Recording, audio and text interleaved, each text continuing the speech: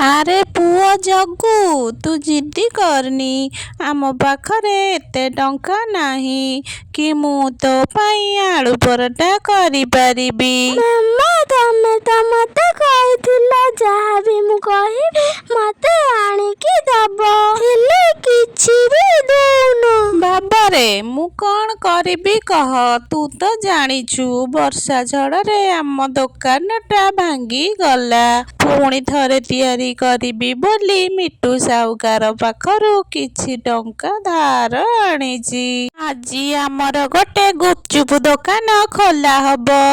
ଯଦି ଆମ ଦୋକାନ ଭଲ ଚାଲେ ତାହେଲେ ମୁଁ ତୋ ପାଇଁ ନିଶ୍ଚିତ ଆଳୁ ପରଟା କରିଦେବି। ତୁ ଯାହା ବି କହିବୁ ଖାଇବା ଜିନିଷ ମୁଁ ସବୁ ତତେ ଆଣିକି ଦେବି। ଆରେ ବା, ଆମର ଗୁପଚୁପ ଦୋକାନ ଖୋଲା ହବ। ହଉ ଠିକ ଅଛି ମାମା, ତମେ ଯାଅ, ନୂଆ ଦୋକାନ ଖୋଲିବ, ସନ୍ଧ୍ୟାରେ ଶୀଘ୍ର ଘରକୁ ଫେରି ଆସିବ। ତାପରେ ଚଢ଼େଇ ଗଲା ନୂଆ ଦୋକାନ ଖୋଲିବାକୁ। ସବୁ ଜିନିଷ ପତ୍ର ଯୋଗାଡ଼ କଲା ଓ ଜଙ୍ଗଲରେ ଗୁପଚୁପ ଦୋକାନଟେ ଖୋଲିଲା। ଜଙ୍ଗଲ ସାରା ହାଲ୍ଲା ହେଇଗଲା ରାନୁର ଗୁପଚୁପ ଦୋକାନ କଥା। ଚଢ଼େଇମାନେ ଗୁପଚୁପ ଖାଇବା ପାଇଁ ରାନୁର ଗୁପଚୁପ ଦୋକାନରେ ଭିଡ଼ ଲାଗିଗଲା। ରାନୁର ବ୍ୟବସାୟ ବଢ଼ିଆ ଚାଲିଲା। ପ୍ରତିଦିନ ରାନୁ ଗୁପଚୁପ ଦୋକାନ ଖୋଲିଲା ଓ ଚଢ଼େଇମାନେ ବି ମନ ଖୁସିରେ ଗୁପଚୁପ ଖାଇଲେ। ଆରେ ବା, ରାନୁର ଗୁପଚୁପ ଭାରି ସୁଆଦିଆ। ଦେଲୁ, ମତେ ଆଉ ଗୋଟେ ପ୍ଲେଟ ଗୁପଚୁପ ଦେଲୁ। ଏଇ ନିଅ ତମ ଗୁପଚୁପ। ରାନୁର ଏଭଳି ଭଲ ଗୁପଚୁପ ବେପାର ଦେଖି କାଳୁ କାଉ ଜମା ବି ସହି ପାରିଲାନି। ସେ ତା ସ୍ତ୍ରୀ ଗୋରି ପାଖରେ କହିବ ବୋଲି ରାନୁର କଥା ଗଲା। ଗୋରି, ଏ ଗୋରି, ଦେଖିଲୁ ସେ ରାନୁ ପାଖରେ ଖାଇବାକୁ ନଥିଲା। ରାନୁ ମିଟୁ ଶୁଆ ପାଖରୁ ଟଙ୍କା ଧାର କରି ଆଣି ଜଙ୍ଗଲରେ ଗୁପଚୁପ ଦୋକାନ ଦେଲା। ଆଉ ତାର ବେପାର ଏତେ ବଢିଗଲା ଯେ ସେ ଧନୀ ହେଇଗଲା। ହଁ କାଳୁ, ତାର ଆଉ କିଛି ବି ଅଭାବ ନାହିଁ। ରାନୁ ପାଖରେ ସବୁ ଜିନିଷ ପତ୍ର ଅଛି, ତାର ଗୋଟେ ବ୍ୟବସ୍ଥା କରିବାକୁ ପଡିବ। ହଁ ଲୋ ଗୋରି, ଏ ରାନୁକୁ ପାନେ ଦବାକୁ ପଡିବ, ନହେଲେ ସେ ଏମିତି ବଢି ଚାଲିଥିବ। କାଳୁ ମୋ ମୁଣ୍ଡକୁ ଗୋଟେ ଉପାୟ ଜୁଟିଛି। ତାପରେ କାଳୁ କାନରେ ଗୋରି ତାର ଯୋଜନା ବିଷୟରେ ସବୁ କହିଲା। ହଁ ହଁ, ବଢିଆ କଥା ଗୋରି, ଆମେ ଆଜି ରାତିରେ ସେଇଆ କରିବା। ସେପଟେ ରାନୁର ଭଲ ବେପାର ହେଉଥିବାରୁ ସେ ମିଟୁ ଶୁଆ ପାଖରୁ ଆଣିଥିବା ଧାର ଟଙ୍କାକୁ ଫେରେଇବା ପାଇଁ ଗଲା। ସାହୁକାରେ ଆଜ୍ଞା, ସାହୁକାରେ ଆଜ୍ଞା, ମୁଁ ରାନୁ ତମଠାରୁ ଯୋଉ ଟଙ୍କା ନେଇଥିଲି ତାକୁ ଫେରେଇବା ପାଇଁ ଆସିଛି। ଟଙ୍କା ଦବୁ? ହଉ ହଉ ଦେ, ଯା ତୋ ଦୋକାନ କଥା ବୁଝିବୁ। ତୋ ଦୋକାନ ଆହୁରି ଭଲରେ କେମିତି ଚାଲିବ। ହେଇ ନିଅନ୍ତୁ ସାହୁକାରେ, ଆପଣଙ୍କର ସବୁ ଟଙ୍କା ଏଥିରେ ଅଛି। ହଉ ରାନୁ, ତୋର ଆଉ ଯେତେବେଳେ ବି ଟଙ୍କା ଦରକାର ପଡିବ ତୁ ମତେ ମାଗିବୁ, ମୁଁ ତତେ ନିଶ୍ଚିତ ଦେବି। ତୁ ଏଥର ଯା, ବହୁତ ଡେରି ହେଇଗଲାଣି, ଅନ୍ଧାର ହେଇଯିବ। ଠିକ ଅଛି ସାହୁକାର, ମୁଁ ତ ଆପଣଙ୍କ ସାହାଯ୍ୟ ପାଇଁ ଏତେ ବାଟ ଯାଇପାରିଛି। ହଉ, ଏଥର ତାହେଲେ ମୁଁ ଯାଉଛି। ମତେ ସାହାଯ୍ୟ କରିଥିବାରୁ ଆପଣଙ୍କୁ ବହୁତ ଧନ୍ୟବାଦ। ଏମିତି କହି ଚଢ଼େଇ ସେଠାରୁ ଚାଲିଗଲା। ବାଟରେ ଯାଉ ଯାଉ ତାର ମନେ ପଡ଼ିଲା ସେ ତାର ପୁଅ ପାଇଁ କେକ୍ କିଣିଥିଲା, ଯାହା ଗୁପଚୁପ ଦୋକାନରେ ରହିଯାଇଛି। ରାନୁ ତା ଦୋକାନରୁ କେକ୍ ନେଇ ଘରକୁ ଫେରୁଥିଲା। ଏପଟେ ଗୋରି ଆଉ କାଳୁ ନିଜର ଯୋଜନା ଅନୁସାରେ ରାନୁର ଦୋକାନରେ ନିଆଁ ଲଗେଇବା ପାଇଁ ବାହାରିଲେ। ଆରେ ଗୋରି, କୁଆଡେ ଗଲ? ଡେରି ହେଇଗଲାଣି, ଶୀଘ୍ର ଶୀଘ୍ର ଆସ, ଆମେ ଯିବା। ହଁ ହଁ, ଯାଉଛି ଯାଉଛି। କାଳୁ ଟିକେ ରୁହ। ନିଆଁ ଜଳୁଥିବା ବାଡ଼ିଟିକୁ ଗୋରି ଧରି ବାହାରକୁ ଆସିଲା। ଆରେ ଗୋରି, ବହୁତ ଡେରି ହେଇଗଲାଣି। ତୁ କଣ କରୁଥିଲୁ? ଚାଲେ ଆମେ ଶୀଘ୍ର ଯିବା। ଏଇ ବାଡ଼ିଟା ଆଣି ସେଥିରେ ନିଆଁ ଲଗେଇ ଆସିବା ପାଇଁ ଡେରି ହେଇଗଲା। ଚାଲ ଚାଲ ଯିବା। ହଉ ହଉ, ତୁ ଆଉ ପାଟି କରେନି। ଚାଲେ ଆମେ ଯିବା, ନହେଲେ ଆମକୁ ଏଠି କିଏ ସେ ଦେଖିନବ। ଶୀଘ୍ର ଚାଲ ଏଠୁ, ନହେଲେ ଆମକୁ କିଏ ଦେଖିଦବ। ଗୋରି ଆଉ କାଳୁ ଶୀଘ୍ର ଶୀଘ୍ର ଉଡ଼ିବାକୁ ଲାଗିଲେ। ଆଉ ଉଡ଼ିବା ସମୟରେ ଗୋରି ଧରିଥିବା ନିଆଁ ବାଡ଼ିଟି ଗୋରି ଆଉ କାଳୁର ଘର ଉପରେ ଖସି ପଡ଼ିଲା। ସେମାନଙ୍କର ଘର ନିଆଁରେ ଜଳିଗଲା। ଆରେ ଆରେ, ଇଏ କଣ ସର୍ବନାଶ ହେଇଗଲା? ହେ ଭଗବାନ, ଆମେ ଏବେ କଣ କରିବୁ?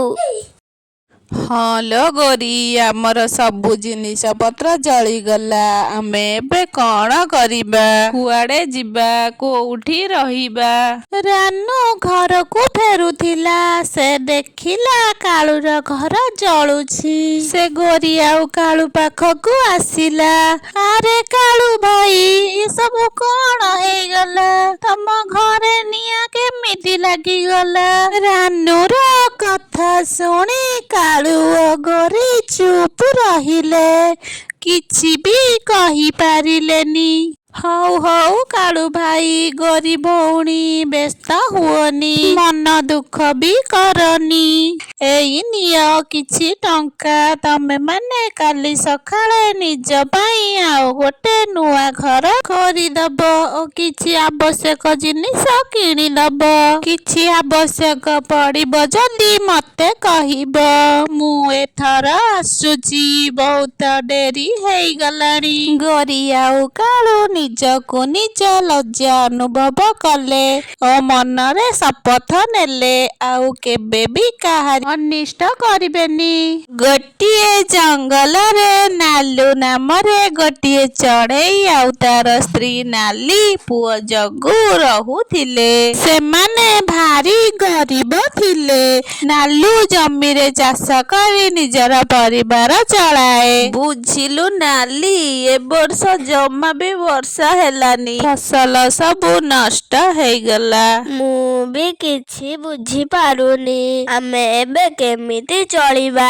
ତମେ ଅନ୍ୟ କିଛି କାମ କଲେ ହୁଅନ୍ତାନି? ମୁଁ ଭାବୁଛି ଜଙ୍ଗଲକୁ ଯାଇ କାଠ କାଟି ଆଣିବି, ତାକୁ ବିକ୍ରି କରି ଆମେ ଚଳିବା। ବାପା, ମୁଁ ବି ଯିବି ତମ ସାଙ୍ଗରେ ଜଙ୍ଗଲକୁ କାଠ କାଟିବା ପାଇଁ। ନାଇଁ ରେ ପୁଅ ଜଗୁ, ତୁ ଯା ମନ ଲଗେଇକି ପାଠ ପଢିବୁ। ତୋର ଏବେ କାମ କରିବାର ବୟସ ହେଇନି। ତାପରେ ନାଲୁ ଜଙ୍ଗଲକୁ ଗଲା କାଠ କାଟିବାକୁ। କାଠ କାଟୁ କାଟୁ ତାକୁ ଶୋଷ ଲାଗିଲା। ସେ ପାଣି ପିଇବାକୁ ପାଖରେ ଥିବା ନଦୀକୁ ଯାଉ ଯାଉ ଦେଖିଲା, ନଦୀ କୂଳରେ ଗୋଟେ ଛେଳି ଯନ୍ତ୍ରଣାରେ ବୋବଉଛି। ନାଲୁ ତା ପାଖକୁ ଗଲା ଆଉ ଛେଳିକୁ କହିଲା, ଆରେ ଇଏ କଣ? ତୋର ତ ଖଣ୍ଡିଆ ହେଇ ରକ୍ତ ବାହାରୁଛି। ରହ, ମୁଁ କିଛି ଗୋଟେ କରୁଛି। ନାଲୁ ପାଖରେ ଥିବା ଔଷଧୀୟ ଗଛରୁ କିଛି ପତ୍ର ଆଣି ଛେଳିର କ୍ଷତ ସ୍ଥାନରେ ଲଗେଇ ଦେଲା। ଛେଳିକୁ ଟିକେ ଭଲ ଲାଗିଲା। ନାଲୁ ପଚାରିଲା, ଏବେ ଭଲ ଲାଗୁଛି ନା? ହଁ, ଏବେ ଟିକେ ଭଲ ଲାଗୁଛି। ତମକୁ ବହୁତ ଧନ୍ୟବାଦ, ତମେ ମୋ ପାଇଁ ଏତେ କଷ୍ଟ କରିଲ।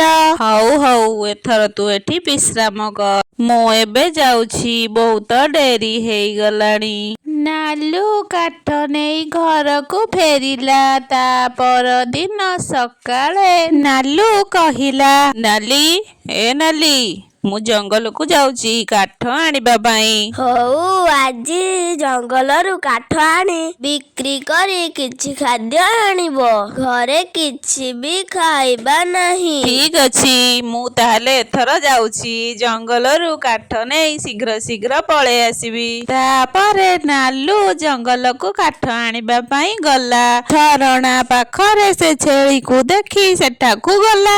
ଆରେ ଛେଳି, ତୋ ଦେହ ଏବେ କେମିତି କେମିତି ଅଛି? ତୁ ଭଲ ଅଛୁ ନା? ହଁ, ତମ ଔଷଧରେ ମୋ କ୍ଷତ କିଛି ପରିମାଣରେ ଭଲ ହେଇଯାଇଛି। ତାହେଲେ ତୁ ଏଠି କ'ଣ କରୁଛୁ? ତୋ ଘରେ ରହି ଟିକେ ବିଶ୍ରାମ ନଉନୁ। ମୋର ଏ ଜଙ୍ଗଲରେ କେହି ବି ନାହାନ୍ତି, ମୋର ଘର ବି ନାହିଁ। ହଉ, ମନ ଦୁଃଖ କରନି, ମୋ ସହିତ ମୋ ଘରକୁ ଚାଲ, ସେଇଠି ରହିବୁ। ତମ ଘରକୁ? ହଉ ଠିକ ଅଛି, ମୁଁ ତମ ସହିତ ତମ ଘରକୁ ଯିବି। ତାପରେ ଛେଳି ଆଉ ନାଲି ଦୁଇ ଜଣ ସାଙ୍ଗ ହେଇ ଘରକୁ ଆସିଲେ। ନାଲି ଦେଖିବ ଆସ, ମୋ ସହିତ କିଏ ସେ ଆମ ଘରକୁ ଆସିଛି। ଆରେ ଇଏ ତ ଛେଳି, ତମେ ୟାକୁ କୋଉଠୁ ପାଇଲ? ସାଙ୍ଗରେ ନେଇ ଆସିଲ? ନାଲୁ ନାଲିକି କାଲି ଘଟିଥିବା ସବୁ ଘଟଣା କଥା କହିଲା। ଆଉ ଆଜି ମୁଁ ଜଙ୍ଗଲ ଗଲା ବେଳକୁ ସେ ମତେ ସେଇଠି ଅପେକ୍ଷା କରିଥିଲା, ସେଥିପାଇଁ ମୁଁ ତାକୁ ମୋ ସହିତ ଘରକୁ ନେଇ ଆସିଲି। ଆଜିଠାରୁ ଆମ ସହିତ ସିଏ ରହିବ, ଆଉ କୁଆଡେ ବି ଯିବନି। ବାପା, ଏ ଛେଳି ଭାରି ଭଲ ହେଇଛି, ଆମେ ୟାକୁ ରଖିବା। ମୁଁ ତା ସହିତ ଖେଳିବି। ହଉ, ଏବେ ତମମାନେ ଆସ, ଟିକେ କ'ଣ ଖାଇଦବ। ଚାଲିଲ ସମସ୍ତେ, ଚାଲ। ତାପରେ ସେମାନେ ଛେଳି ପାଇଁ ଘାସ ଆଣିକି ଦେଲେ, ଆଉ ଘରେ ଯାହା ବି ଥିଲା ସମସ୍ତେ ବସି ଖାଇବା ଖାଇଲେ। ଛେଳିଟିର ଦେହ କିଛି ଦିନ ଭିତରେ ଭଲ ହେଇଗଲା। ଗୋଟିଏ ଦିନ ସକାଳେ ନାଲୁ ଦେଖିଲା ଛେଳିଟି ଘାସ ଖାଉଥିବା ବେଳେ ତା ପାଟିରୁ ଗୋଟିଏ ହୀରା ବାହାରିଲା। ନାଲୁ ଆଶ୍ଚର୍ଯ୍ୟ ହେଇ, ଆରେ ଇଏ କ'ଣ? ଛେଳିଟି ପାଟିରୁ କ'ଣ ଗୋଟିଏ ହୀରା ବାହାରିଲା? ଆରେ ନାଲି, ଦେଖିବ ଆସ, କ'ଣ ହେଲା? ଆରେ କ'ଣ ହେଲା? ଏତେ ଜୋରରେ ଡାକୁଛ? କୋଉଠି କ'ଣ ଦେଖିବି, ଟିକିଏ କହିଲ? ଏ ଛେଳି ପାଟିରୁ କେମିତି ହୀରା ଖଣ୍ଡିଏ ବାହାରିଲା? ସତରେ ତ, ଇଏ କି ଆଶ୍ଚର୍ଯ୍ୟ କଥା! ସାଧାରଣ ଛେଳିଟେ ପାଟିରୁ ହୀରାଟେ କେଭଳି ବାହାରି ପାରିଲା? ନାଲୁ ଓ ନାଲି ଏହା ଦେଖି ଭାରି ଖୁସି ହେଇଗଲେ। ମୁଁ ହଉଛି ଗୋଟିଏ ଯାଦୁର ଛେଳି। ମୁଁ ସୁସ୍ଥ ଥିଲେ ମୋ ପାଟିରୁ ପ୍ରତିଦିନ ହୀରା ଖଣ୍ଡିଏ ବାହାରେ। ନାଲୁ, ଇଏ ତ ଭଲ କଥା। ଭଗବାନ ଆମକୁ ସହାୟ ହେଇଛନ୍ତି। ଏଥର ଆମର ଆଉ କିଛି ବି ଦୁଃଖ କଷ୍ଟ ରହିବ ନାହିଁ। ହଁ, ମୁଁ ବି ଆଉ ପର କ୍ଷେତରେ କାମ କରିବାକୁ ଯିବିନି, କି ଜଙ୍ଗଲରୁ କାଠ ଆଣିବାକୁ ଯିବିନି। ଏଥର ଆମେ ଟିକେ ଆରାମ କରିବା।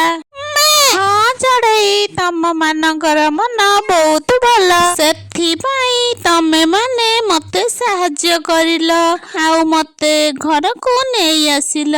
ଏବେ ମୁଁ ତମ ମାନଙ୍କୁ ସାହାଯ୍ୟ କରିବି। ତାପରେ ଛେଳିଟି ନାଲୁ ଘରେ ରହିବାକୁ ଲାଗିଲା।